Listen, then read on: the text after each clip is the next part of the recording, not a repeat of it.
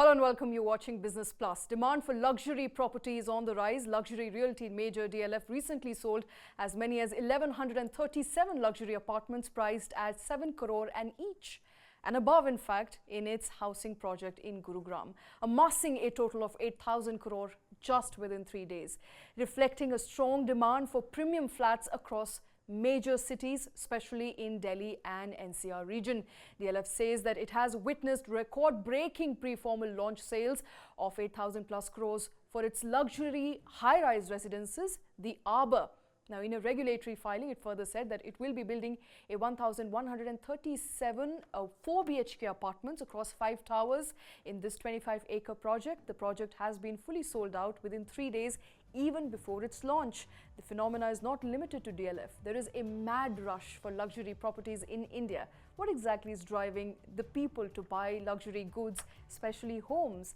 And remember, for instance, as many as 9,268 residential units in Mumbai were registered in February alone, of which 13% properties were priced at 2.5 crore rupees or above. This according to a Knight Frank report.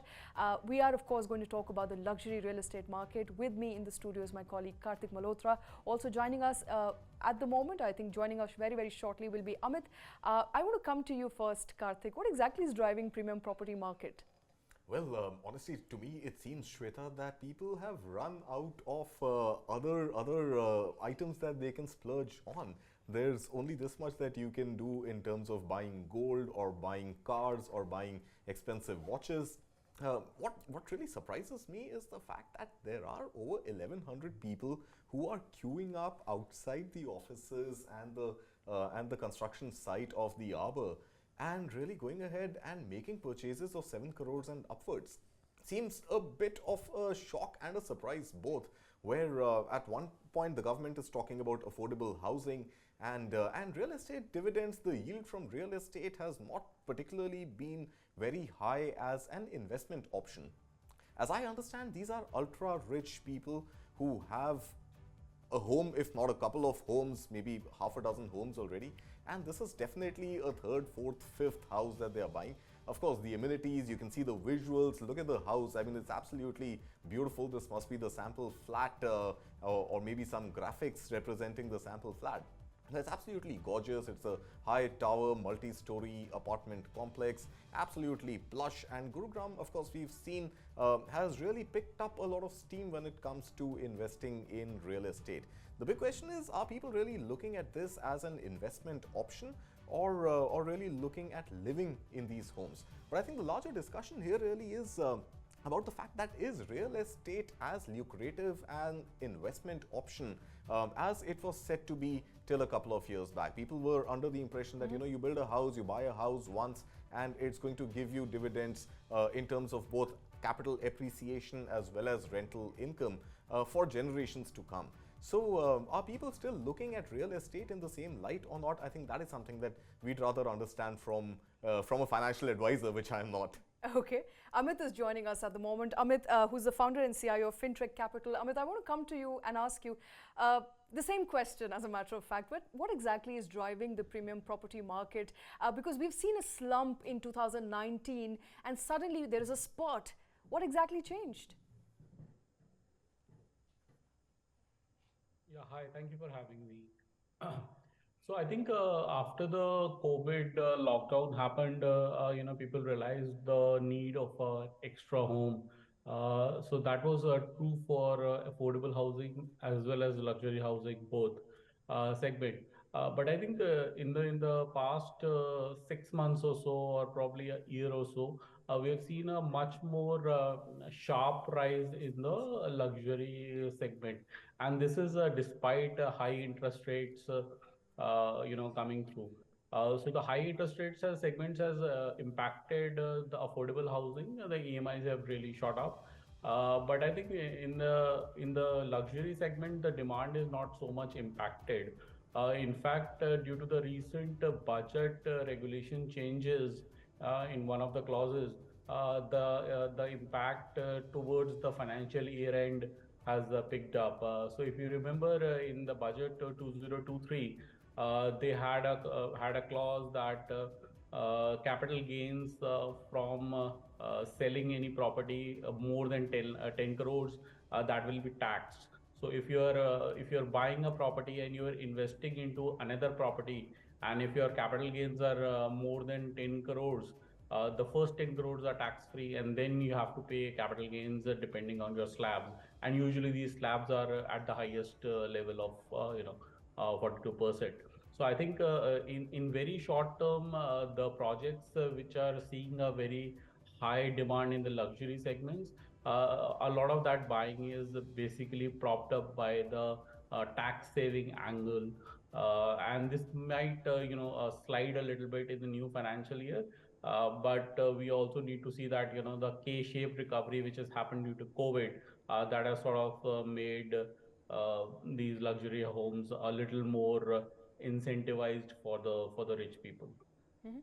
Amit, just a follow-up question on that. So, are you saying that this is just temporary, right, before the new financial year begins, and there's going to be a capital tax on property that you're buying or selling over 10 crore? Does that mean that this is just a temporary affair, and sales of luxury properties is going to halt or not be as much as we have seen in the last couple of weeks?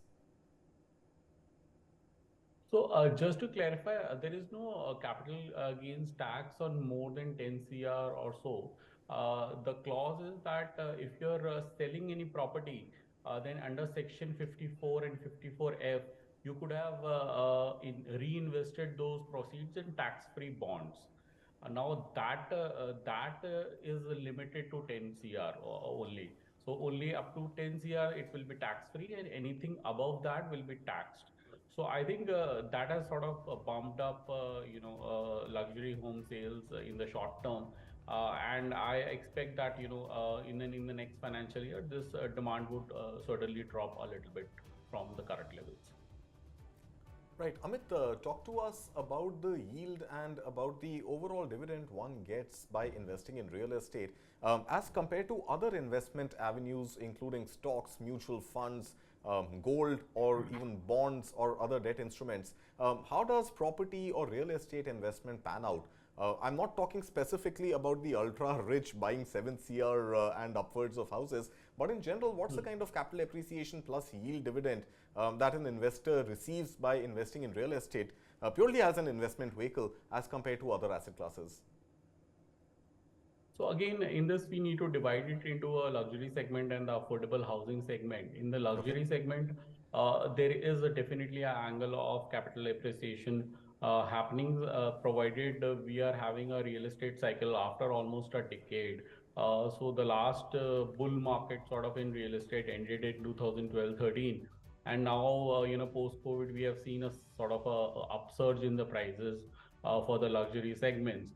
I'm not very convinced that the real estate prices can really shot up from here, because whatever has been the luxury segment sales, that is mostly driven by the end usage. So if you look at the commentary given by the DLF in this 7 crore projects also, we have seen that most of this, almost 95% that they've quoted, is actually for the end usage. So basically, the rich people are buying their third home or the fourth home. So I don't think there is a rent angle is very strong there. But in the affordable housing segment, I think people who are looking to buy their second home or maybe third home for rented, the yields are about 3 to 4%, which is definitely less than what they get in a let's say equity market, or even in a debt mutual fund. But the idea here is to diversify your investments into various asset classes, and I think that drives a lot of the investments as far as the affordable housing segment is concerned. So, Amit, you've also handled PMS, and that by virtue of being a PMS manager, you in your previous avatar, and I believe you're getting into PMS as part of your offerings in your new startup also, and congratulations for that. But your experience of having dealt with ultra rich families and individuals of ultra high net worth, what is it that they really try to derive by getting multiple houses? I understand these would largely be business families, And even in a business family, there would be only X number of family members. So what is this craze of hoarding so many houses? Not every individual of the family is going to live in a separate house. Yes, I agree. It's more of an asset allocation call rather than a particularly bullish call of real estate, or actually the end usage of actually staying in the properties. As you know that stock markets have been down for almost now 18 months, and the returns haven't been that great until unless you go very stock specific. So I think it's a more of an asset allocation call where money is actually coming out of equities and going into debt and real estate. We have anticipated this, quite some time, because whenever you had a very good rally in stock markets, like we saw in 2020 till about 2021 end October, a lot of money. Whenever this kind of rally happens, then a reversal of or mean reversion to that rally also happens, and I think we are seeing that sort of cycle currently. So I agree that a lot of this is not really driven so much by end usage, but a more of an asset allocation call or a tax saving call currently, where people are moving into luxury real estate segment. Right. So purely as an investment, when you talk about the asset allocation pie chart, how much would you attribute to real estate? I remember earlier when we've spoken, the ideal asset allocation between debt and equity is 30-70. And some people also advise gold could be maybe a 5%, and you can cut out this 5% from either equity or debt, 5 to 10% depending on which investment advisor one is speaking to. But the real estate market and investments in real estate don't really make it to the asset allocation pie for regular salary tax paying citizens like Shweta and me. So how does one fit in real estate, and what percentage of assets should be allocated towards real estate? So again, the asset allocation call needs to be done as per the risk appetite and as per the capital which is available, the disposable income which is sort of available client-wise. But as a broad stroke investment advice, I think we are still very bullish on equities, given the stock, long 18 months sort of sideways movement which has happened in the equities. I mean, 1 year ago when the Russia-Ukraine war happened, we were at 17,000 and we are still at 17,000. So there has been a lot of time and price correction. But what has happened is that the internals, if you go into the stock market and you see the broader market, the valuations have really become cheap. And there is a case of if not being overweight, at least have 65% or 60% at least in equities. Again, that would depend on the risk appetite of the investor. But that's a sort of a rough estimate which we are keeping in equity. Again, I think debt market is very efficient. At this point of time, you are getting good 9 to 10% yields in a lot of debt mutual funds. A lot of FDs by the small finance banks are also in that range, especially for the senior citizen category. Again, 30 to 35% can go into that, and the remaining 10 to 15% can then go into the real estate.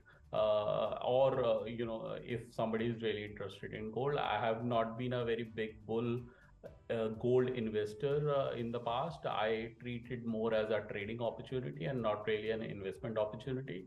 I usually don't keep too much gold into my portfolios or advise according to that. But yeah, so that will be a broader split, 60-65% in equities, 30-35% in sort of in debt markets, and remaining in real estate. Okay. Amit, I want to quickly bring in the COVID factor here. There's been a surge in buying post-COVID. Now, we know that 9 out of 10 ultra high net worth individuals saw their wealth increase in 2022. How much has that got to play into the rise or the spurt in luxury real estate buying?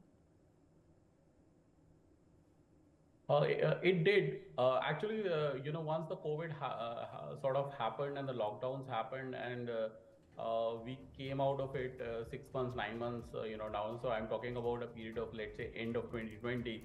What a lot of people realized was, especially the affordable housing segment, that they required a second home, and the second home was for two reasons. One could be that they wanted larger homes. And secondly, it could have been that, they just found that, if all the family members come together at one place, then, it becomes a little congested and they would require a bigger home. So a lot of the demand which came in the late 2020 and early 2021 was led by this. But as we, moved forwards into 2021 and early 2022, we saw a lot of sort of K-shaped recovery happening, and the luxury segment really got a boosted from that. We also need to understand that interest rates went on an upswing post the Russia-Ukraine war. So the EMIs became a real big issue for the affordable housing segment. It is quite high for them, and they're paying a lot of more interest. So for example, when they started, when they bought a home, the interest rates were around 6.5%. Currently, they are sort of north of 9%, 9.5%. So that has really hit the pocket, and that affordable housing demand has sort of plateaued, or in fact, it's been on the decline in the last 6 months.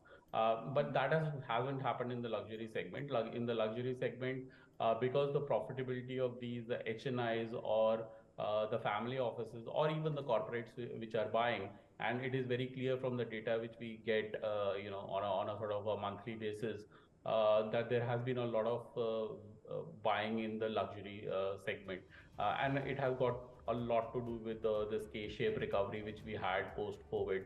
That the rich has got richer and poor has sort of stagnated or even declined in their earnings, and that is reflected in the real estate segment as well. Right. Right, interesting take there. A contradiction. Rich got richer, poor got poorer. While the demand for affordable housing plateaued, there is a rise, of course, that we're now seeing in luxury real estate housing. Thanks very much for joining us with all those details.